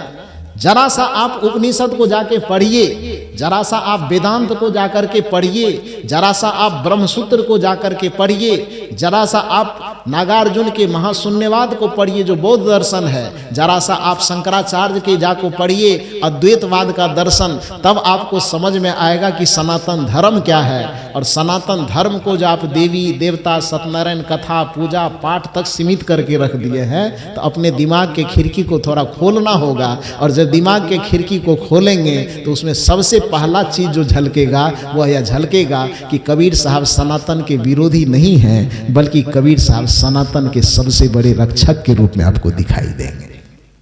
तो इसलिए ये बात यदि किसी की धारणा में बैठी हो कि कबीर साहब किसी को नहीं मानता है, नहीं नहीं, कबीर साहब को समझना होगा। समझने पर यह पता चलेगा कि गुरु की भक्ति भी सनातन संस्कृति के हिस्सा की भक्ति है। वेद की भक्ति गुरु की भक्ति पर ही आधारित है। रामचरितमानस की भक्ति गुरु भक्ति पर आधारित है। वाल्मीकि रामायण की भक्ति गुरु भक्ति पर। अब भगवान के पिताजी जब ये कह रहे हैं कि भक्ति सार्थक करना हो तो जे गुरु चरण रेणु सिर धरही तेजन सकल विभव बस करही, तो इससे ज्यादा और अलग से प्रमाण लेने की क्या जरूरत है। भगवान शंकर के लिए जब अभी जो सुन रहे थे, गोस्वामी जी ने कहा कि बिन गुरु भव निधि तरई न कोई, जौ बिरंच शंकर सम होई। तो ये भी तो रामचरितमानस की पंक्ति है। क्योंकि आप जानते हैं कि संसार में छोटे मोटे हर एक प्रकार के दुख हुआ करते हैं। माथा दर्द किसी का है, पेट दर्द किसी का है, किसी का लड़ाई है, किसी का झगड़ा है, किसी का पति पत्नी का विवाद है। ये छोटे मोटे दुख तकलीफ बहुत हुआ करते हैं। गोस्वामी तुलसीदास जी जिस समय हुए, उस समय संसार के लोग जब गोस्वामी जी के प्रभाव से प्रभावित हुए तो गोस्वामी जी के पास दौड़े दौड़े जाते थे। छोटा मोटा कोई भी दुख हो गोस्वामी जी को सुनाते थे, गोस्वामी जी आप कुछ दया कीजिए, दुख दूर हो जाए। गोस्वामी जी तो चूंकि राम जी को इष्ट मानते थे, तो इसलिए गोस्वामी जी के पास कोई समस्या लेके जाए कि हम बहुत गरीब हैं, हमारी गरीबी को दूर कर दीजिए, आशीर्वाद देके, तो गोस्वामी जी कहते थे तेरा राम जी करेंगे बेड़ा पार, उदास मन काहे को करे। तुम्हारा राम जी बेड़ा पार कर देंगे, जाओ, राम जी की कृपा से दया से सब ठीक हो जाएगा। ये आशीर्वाद देकर के भेज देते थे। लोग संतुष्ट होकर अपने घर आ जाते थे। फिर कोई दूसरा आदमी कोई और तकलीफ लेके गया कि हमारे बच्चे की नौकरी नहीं लग रही है, गोस्वामी जी कृपा कीजिए। गोस्वामी जी कहते बस चिंता मत करो, तेरा राम जी करेंगे बेड़ा पार, उदास मन काहे को करे। बस ये फार्मूला, फिर लोग चले जाए। माने कोई आदमी किसी भी प्रकार की तकलीफ लेके आ जाए, गोस्वामी जी बस यही फार्मूला सबको कहते चले जाते। संजोग की बात, हमारे श्री अनुभव साहब जी के प्रवचन को सुन करके इब्राहिमपुर का एक आदमी गया गोस्वामी जी के पास। अब हमारे प्रधान जी गए होंगे, वही गए होंगे हमको लगता है। तो प्रधान साहब चले गए गोस्वामी जी के पास। उन्होंने कहा गोस्वामी जी हम अनुभव बाबा के प्रवचन सुन करके आए हैं, हम भी एक दुख से बड़े दुखी हैं, वो दुख कैसे दूर हो। गोस्वामी जी को लगा 75 आदमी तो यही दुख लेके आया, सबको एक टेबलेट दिए, तेरा राम जी करेंगे बेड़ा पार, अब उदास मन काहे को करे। तो प्रधान जी भी आया होगा ऐसा ही दुख लेकर के, तो इसको भी यही टेबलेट पकड़ा देंगे, काम चल जाएगा। लेकिन वो तो अपने दिमाग से दुख लेके नहीं गए थे ना, अनुभव बाबा के प्रवचन से सुन के गए थे, अनुभव बाबा के अनुभव से सीख करके गए थे। उन्होंने कहा गोस्वामी जी दुख मेरे पास भी है, लेकिन वह दुख बच्चे की नौकरी न लगने का दुख नहीं है, पत्नी से झगड़ा का दुख नहीं, पेट दर्द माथा दर्द का दुख नहीं है। वो दुख कौन सा है? आवागमन का दुख है, भवचक्र का दुख है, जन्म और मरण का दुख है, बंधन का दुख है। वो दुख कैसे दूर होगा? अब गोस्वामी तो जो एक ही टेबलेट सबको देते जा रहे थे, गोस्वामी जी को लगा है मगरा फेरा में पड़ गए।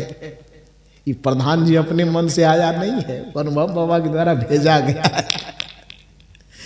तो गोस्वामी जी को लगा कि यदि इसको भी कह दें कि तेरा राम जी करेंगे बेड़ा पार, तो बड़ा मुश्किल हो जाएगा, तब क्या करें। गोस्वामी जी ने यहाँ पर दिमाग लगाया और उन्होंने कहा कि तुम्हारा पेट दर्द माथा दर्द बेटा बेटी दुनियादारी का कोई दुख होगा तो इसमें हम एक हवा चला देंगे, तेरा राम जी करेंगे बेड़ा पार, उदास मन काहे को करे। लेकिन आवागमन के चक्र से मुक्त होना हो, जन्म मरण के बंधन से मुक्त होना हो, मोक्ष पद को पाना हो, तो वहाँ राम जी की कृपा काम नहीं करेगी। तब वहाँ कौन सी कृपा चाहिए? बिना गुरु भवनिधि तरई न कोई भी हो, चाहे वो ब्रह्मा क्यों न हो, विष्णु क्यों न हो, शिव क्यों न हो, क्योंकि जौ बिरंची शंकर सम, बिरंची मने ब्रह्मा और शंकर मने विष्णु, शंकर मने शिव। अब बीच में विष्णु जी छूट गया तो काहे छोड़िएगा, उसको भी जोड़ दीजिए। हाँ, तो जौ बिरंच शंकर सम, सम का मन है, सम मन क्या, बराबर। कि आप इतनी पूजा कर लीजिए, इतना पाठ कर लीजिए, इतना रिद्धि सिद्धि प्राप्त कर लीजिए कि ब्रह्मा विष्णु शिव के चेला होने की बात छोड़ दीजिए, उसके बराबर के कुर्सी में भी आपका कुर्सी पहुंच जाए। इतना करने के बावजूद भी जब तक सदगुरु के शरण में आप नहीं आएंगे तब तक आप भवसागर को पार नहीं करेंगे, आवागमन के चक्र से मुक्त नहीं होंगे। ये कबीर साहब कह रहे हैं कि तुलसीदास जी कह रहे हैं। कौन कह रहे हैं? तुलसीदास जी कह रहे हैं। तो गुरु का महत्व है कि नहीं है? सनातन संस्कृति में गुरु का महत्व है ना। चाहे आप वेद से मानो कि रामायण से मानो कि गीता से मानो कि दुनिया के किसी शास्त्र से मानो, और कोई नहीं मानना तो हनुमान जी से मान लो, नहीं तो गदा से चूड़ देगा वो। श्री गुरु चरण सरोज रज निज मन मुकुर सुधार, वरनौ रघुवर विमल जसु जो दायकु फल चार। कौन कौन फल? आम, कटहल, लीची, टमाटर। तब फल क्या? अर्थ, धर्म, काम और मोक्ष। ये चारों फल की प्राप्ति का सीढ़ी यह है कि गुरु के चरण से शुरुआत करो, और गुरु के चरण में आकर के भगवान के स्वरूप को समझो, और भगवान ईश्वर परमात्मा के स्वरूप को समझ करके और तब उसकी भक्ति करो। गुरु के चरण को छोड़ करके आप ईश्वर के स्वरूप को समझ ही नहीं पाएंगे तो फिर ईश्वर के स्वरूप की पूजा कैसे करेंगे? इसीलिए यदि किसी व्यक्ति को लगता है कि केवल भगवान के मंदिर में जाकर के घंटी बजाने से मेरा काम चल जाएगा, तो उस व्यक्ति को हनुमान जी से ही पूछना चाहिए। जय जय जय हनुमान गोसाई। आगे आप बोल दीजिए, हम नहीं बोलेंगे। उत्तर प्रदेश वाले का इतना कर्जा हम नहीं खाए हैं, तो मैं कैसे बोलूं? तो अकेले हम बोलूं और आप चुप रहे, ऐसा नहीं हो सकता है। तो इसलिए आधा मैं बोलूं, आधा आप बोलिए। जय जय जय हनुमान गोसाई। क्यों कृपा करेगा गुरुदेव? क्यों करेगा? आप कहते हैं कि गुरुदेव वाला भक्ति तो हमारा है ना, हम तो भगवान वाला है। गुरुदेव वाला तो कबीरपंथी सबका है। क्यों करेगा गुरुदेव कृपा? हनुमान जी कहते भैया ऐसा है कि मेरा कृपा एक तरफ और गुरु जी की कृपा एक तरफ, और यदि दोनों तरफ का मोहर नहीं लगेगा तो तुम्हारी कृपा फेल कर जाएगी, करेगी ना। इसलिए लड्डू हनुमान जी के चरण में, भगवान देवी देवता के चरण में कितना भी लड्डू चढ़ाओ, लेकिन कृपा पास तभी होगा जब अंत में किसका मोहर लगेगा? जय जय जय हनुमान गोसाई, कृपा करहूं गुरुदेव की नाई। नाई नहीं, नाई मतलब बाल दाढ़ी बनाने वाला, नाई मतलब अवधि में नाई को जैसे कहा जाता है ना। नवा का अंशुआ दीर्घई नाई। संस्कृत में जिसको यथा बोलते हैं उसी को हिंदी में जैसे बोलते हैं, और उसी बात को अवधी भाषा में नाई बोलते हैं ना। तो जय जय जय हनुमान गोसाई, कृपा करहूं गुरुदेव की नाई। गुरुदेव जैसे कृपा करते हैं, हे हनुमान जी आप भी मेरे ऊपर कृपा करना, तो भगवान वाला कृपा मत करना। तब कौन कृपा करना? गुरुदेव वाला कृपा करना। बात समझ में आई? तो जब भगवान के मंदिर में जाने के बावजूद भी अंततः कृपा हमको गुरुदेव वाला ही चाहिए, तो दुकान गुरुदेव वाला, सामान किसका वाला? भगवान वाला। जब गुरुदेव के ही कृपा चाहिए तो गुरुदेव के ही दुकान में, मंदिर में आओ ना। और गुरुदेव का दुकान क्या है? गुरुदेव का मंदिर क्या है? गुरुदेव के दुकान और गुरुदेव के मंदिर को ही ये सत्संग कहा जाता है। कहा जाता है ये गुरु के ज्ञान का दुकान है। ये सत्संग जो है, यहाँ पर सत्य का सौदा होता है, धर्म का सौदा होता है, चिंतन का सौदा होता है, त्याग और वैराग्य का सौदा होता है। इसलिए गुरु का दुकान यदि कोई है तो उसका नाम सत्संग है। गुरु का मंदिर यदि कोई है तो उसका नाम सत्संग है। तो अंत में जब आपको कृपा गुरुदेव की नाई ही चाहिए तो मंदिर में जाना न जाना वो आपकी मर्जी है, लेकिन आप गुरुदेव के चरण में आकर के अपने मन मुकुर का सुधार कीजिए। और जब मन मुकुर सुधर गया तो राम जी ने स्वयं प्रतिज्ञा की है कि निरमल माना जाना सो मोहि पावा, मोहि कपट छल छिद्र न भावा। यही बात कबीर साहब कह रहे थे, मिर्ची क्यों लग रही है? राम जी ने कहा निर्मल मन जन सो मोहि पावा, मोहि कपट छल छिद्र न भावा। कबीर साहब यही डंके के चोट पर कह दिए कि कबीरा मन निर्मल भया जैसे गंगा नीर, तो पीछे पीछे हरि फिरे, सब भगवान पीछे पीछे घूमेगा। तुलसीदास जी कह रहे हैं कि निर्मल मन जन सो मोहि पावा, यानी जिसका मन निर्मल हो जाएगा वो भगवान को आसानी से प्राप्त कर लेगा।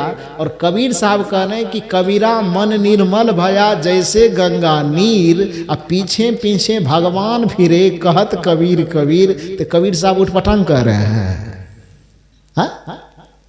तुलसीदास जी के चिंतन से रामचरितमानस के चिंतन में और कबीर साहब के चिंतन में क्या अंतर आ रहा है? जो एक आपको सनातन धर्म वाला लग रहा है और दूसरा आपको सनातन धर्म का विरोधी लग रहा है। कैसे भाई? बात को समझिए। वस्तुतः सदगुरु कबीर साहब सनातन के एक चमकते सूरज हैं, जो सनातन के विरोधी नहीं बल्कि सनातन के संरक्षक हैं। ज़्यादा न कहते हुए मूल रूप से हमारे परम पूज्य श्री अनुभव साहब जी बड़ी सुंदर बात कहे कि सदगुरु कबीर साहब की परंपरा में जो गुरु को महत्व दिया जाता है, वस्तुतः ये केवल कबीरपंथियों की धारणा नहीं है, बल्कि सनातन संस्कृति में वैदिक ज्ञान से लेकर के अभी तक के जितने ज्ञान के स्रोत को खंगालेंगे आप, तो उसमें गुरु का महत्व ज़्यादा है। इसलिए जो गुरु ज्ञान से जुड़ा हुआ ग्रंथ है उसको हम उपनिषद ग्रंथ कहते हैं। और उपनिषद का अर्थ ही होता उप मन समीप और निषद मन बैठना, अर्थात गुरु के समीप बैठ करके जिस ज्ञान को सीखा जा सके उसको उपनिषद ज्ञान कहते हैं। और कबीर साहब जो ज्ञान आपको दे रहे हैं वो वेद के 3 हिस्से का ज्ञान नहीं है। कबीर साहब का ज्ञान वेद के 3 हिस्से का ज्ञान नहीं है। कौन कौन हिस्से? संहिता भाग, ब्राह्मण भाग और अननक भाग से कबीर साहब को कुछ लेना देना नहीं है। कबीर साहब के दर्शन और चिंतन को लेना देना है किस ज्ञान से? वेद के चौथे भाग से। वेद का चौथा भाग वेदांत कहलाता है, उपनिषद का सार वेदांत कहलाता है। जिस गीता की बात वो कर रहे हैं वह भी उपनिषद का ही एक हिस्सा है, वह भी वेदांत का ही एक हिस्सा है। तो कबीर के दर्शन को तब तक आप नहीं समझेंगे जब तक आप वेदांत की भाषा नहीं समझेंगे। कबीर के ज्ञान को तब तक आप नहीं समझेंगे जब तक आप उपनिषद से अवगत नहीं होंगे। इसलिए कबीर साहब का जो ज्ञान है वो वेद और वैदिक संस्कृति से अलग नहीं है, बल्कि वेद और वैदिक संस्कृति का समर्थन करते हुए कबीर साहब के जो आत्म अनुभव से जो बातें निकली वही आप तक हम तक पहुंचाई गई है। लेकिन धर्म के नाम पर धंधा करने वाले कुछ लोग कबीर के नाम से इतने अफवाह फैलाए, इतना अनर्गल प्रलाप किया कि आम जनता के दिमाग में ये बात बैठ गई कि कबीर साहब कुछो नहीं देवी माने छे, न देवता मानता है, न भगवान मानता है, न भगवती मानता है, न पूजा मानता है, न पाठ मानता है। ये गलत धारणा है, ये गलत अफवाह है। वस्तुतः कबीर साहब सब चीज को मानते हैं, लेकिन किसी चीज को मानने से पहले वो जानने की सलाह जरूर देते हैं कि मानो सब कुछ, लेकिन पहले उसकी वास्तविकता को जान लो। और वास्तविकता जानने के बाद यदि उचित लगे तो मान लो, और उचित नहीं लगे तो छोड़ दो। कबीर साहब का जो दार्शनिक पंक्ति है वह यही पंक्ति है कि साधु ऐसा चाहिए जैसा सूप सुभाए, सार सार को गही रहे, अथोथा दे उड़ाए। जहां से अच्छी बात मिले, सार बात मिले, ज्ञान की बात मिले, उचित बात मिले, उसको ग्रहण कर लो। और जहां पर गलत बात मिले, अनुचित बात मिले, अनीतिपूर्वक बात मिले, उन बातों को क्या करो?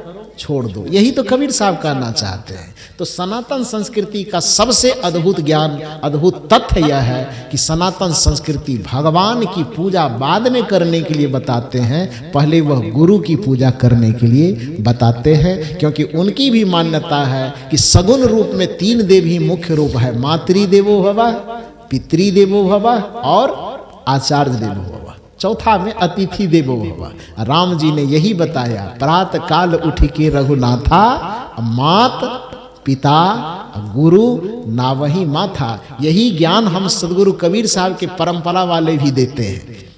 भूल कर कुसंग में जाया न कीजिए, अश्लील ग्रंथ गाना, अश्लील ग्रंथ गाना गाया न कीजिए, भूल कर कुसंग में जाया न कीजिए। ये बड़ा प्रचलित भजन है। इस भजन की एक कड़ी आती है, जिनसे जन्म मिला फिर सद्ज्ञान जो दिए। ध्यान दीजिए पंक्ति पर, जिनसे जन्म मिला, तो किनसे जन्म मिला? माता से और पिता से। जिनसे जन्म मिला फिर सद्ज्ञान जो दिए। सद्ज्ञान कौन दिए? गुरु। तो माता पिता से जन्म मिला, और सद्ज्ञान और सद्भक्ति की युक्ति किससे मिली? गुरु से मिली। 3 का नाम आया ना। जिनसे जन्म मिला फिर सद्ज्ञान जो दिए, जिनसे जन्म मिला फिर सद्ज्ञान जो दिए, उन माता पिता गुरु को भुलाया न कीजिए, भूल कर कुसंग में जाया न कीजिए। अश्लील ग्रंथ गाना, अश्लील ग्रंथ गाना गाया न कीजिए, भूल कर कुसंग में जाया न कीजिए। भूल कर कुसंग में मत जाइए, और जिनसे जन्म मिला है और जिसने सद्ज्ञान दिया है, उस माता पिता और गुरु को कभी भुलाया न कीजिए। यही कबीर का दर्शन है, यही राम का दर्शन है, वस्तुतः यही सनातन का दर्शन है। और सनातन संस्कृति, सनातन दर्शन के अनुसार ही कबीर के ज्ञान और चिंतन दर्शन है। इसलिए कबीर साहब को समझिए, और कबीर साहब के प्रति आपके दिल दिमाग में कहीं से कोई अफवाह भरी पड़ी है, कहीं से कोई उल्टी सीधी बात दिमाग में घर करवा दिया गया है, तो मैं 2 दिन तक हूँ, झाड़ू बुहारू लगा करके कोशिश करूँगा कि वो कूड़ा कचरा आपके दिमाग से निकाल दिया जाए, और कबीर साहब का झंडा आपके दिमाग में लहरा करके मैं चला जाऊँ। यही मेरी अभिलाषा है। आप लोग इतने ठंडी में भी बहुत शांत और एकाग्र चित्त होकर के मेरी बातों को सुने, इसके लिए आप सबों को बहुत बहुत साधुवाद, बहुत बहुत धन्यवाद देते हुए वाणी को मैं यहीं पर विराम देता हूँ। 1 दिन और बचा हुआ है, कल का समय, तो कल आप लोग आइएगा कि नहीं आइएगा? ना आवे तो बोल दें, रातें में हम बिहार निकल जाए। वैसे भी बिहार लौट के जाने का तो है नहीं। अब यहाँ संपन्न करेंगे तो यहाँ से हम लोग पंजाब जाएंगे, पठानकोट, वहाँ पर तो बड़ी भीड़ होती है, 5 से 7 हज़ार लोग कम से कम आते हैं।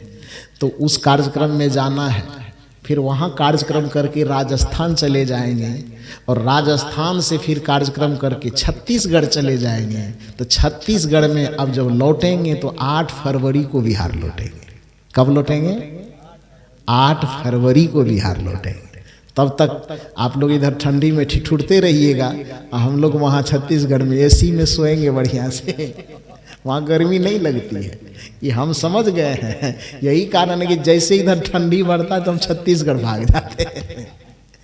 ठंडी के समय का कार्यक्रम हम छत्तीसगढ़ में ही देते हैं, क्योंकि वहाँ ठंडी नहीं लगती, चादर वगैरह ओढ़ना बड़ा मुश्किल हो जाता है। मंच पर जब तक कूलर नहीं लगाएगा तब प्रवचन करने में पसीना छूटता है। तो इसीलिए 2 महीना जब तक इधर आप लोग रजाई में ठिठुरते रहिएगा, तब तक हम लोग उधर कूलर का मजा लेते रहेंगे। फिर इधर ठंडी खत्म होगी और छत्तीसगढ़ छोड़ करके बिहार यूपी आ जाएंगे। फिर कुछ दिन के बाद आपके आगरा में, हाथरस के पास और सब जगह कार्यक्रम है। 365 दिन का जो वर्ष होता है उसमें हम लोगों का जीवन इतना व्यस्त होता है कि लगभग 300 सवा 300 दिन तक पूरे देश में घूम घूम करके कार्यक्रम होते रहता है। उसी के दरमियान हमारे आदरणीय ब्रजेश बाबू और उनके साथी लोग मेरे कुछ प्रवचन को YouTube पर सुने होंगे और उसी के मार्फत से संजोग बना। ये तो बता रहे थे कि उनका सुनते थे। ये बड़े प्रिंसिपल आदमी है, जैसे सब विद्यार्थी में से प्रिंसिपल चुनाव करता है ना कि इसको फर्स्ट डिवीजन दे, सेकेंड दे, थर्ड दे, तो उसी तरह से प्रवचन करने वाले जितने विद्यार्थी थे उसमें से मेरा सिलेक्शन फर्स्ट डिवीजन में किया इन्होंने। तो उसके बाद कार्यक्रम आपके बीच में तो उसके बाद आप लोगों के बीच में मुझे बुलाया। तो पहले तो मैंने कहा कि इस धरती पर आने के लिए मैं कितने दिन से सपना देख रहा था, 20 साल से लगभग गुजरना होता था लेकिन आने का मौका नहीं लगता था। आप लोगों को इसलिए भी मैं साधुवाद दूंगा क्योंकि जिस धरती पर आने के लिए मैं 20 वर्ष से सपना देख रहा था उस धरती पर आपने आने का मौका दिया, इसके लिए आपको बहुत बहुत साधुवाद देता हूँ। और कल पुनः आइए और एक नई विषय, एक नई चर्चा लेकर के हम लोग फिर बैठेंगे और खुले दिमाग से। ना आपको हमें महात्मा मानने की जरूरत है और न आपको हम श्रोता मानते हैं। अरे हम दोनों एक धर्म, एक अध्यात्म के पथ के पथिक हैं। अंतर इतना ही है कि थोड़ा सा हम आगे चल गए हैं और आप पीछे चल रहे हैं। हमारा कर्तव्य है कि हम अपना उंगली पकड़ा करके आपको भी पीछे पीछे लेते चलें। तो हम लोगों में न कोई वक्ता न श्रोता कुछ नहीं, बस एक परिवार के सदस्य की तरह बैठेंगे और कुछ आध्यात्मिक विषय जो मन में सवाल बन करके कौन रहा है उस विषय को सामने में रख करके उस पर एक आध्यात्मिक चर्चा करेंगे। तैयार हैं आप लोग? कल आएंगे ना? हाँ, तो कल दिन में भी फिर जिस तरह से कार्यक्रम की सूचना दी जाएगी, दिन में भी कार्यक्रम होगा, कल रात में भी होगा। हाँ, इसी तरह से। अच्छा, तो हम लोग इतना 6-7 आदमी हैं तो पूरे यहाँ इब्राहिम, क्या नाम है, इब्राहिमाबाद के सब खाना खा जाएंगे हम लोग। बहुत होता है। अच्छा, तब तो कोई बात नहीं। तो सबको बहुत बहुत साधुवाद, धन्यवाद देते हुए, यदि इतना देर बोलने में कुछ मुंह से गड़बड़ निकल गया हो तो अपना ही परिवार, अपने ही घर का सदस्य समझ करके उसको क्षमा करेंगे। आप लोगों को बहुत बहुत साधुवाद देते हुए बस वाणी को विराम देता हूँ। बोलिए सतगुरुदेव की। अब एक छोटी सी सूची है दानी सज्जनों की।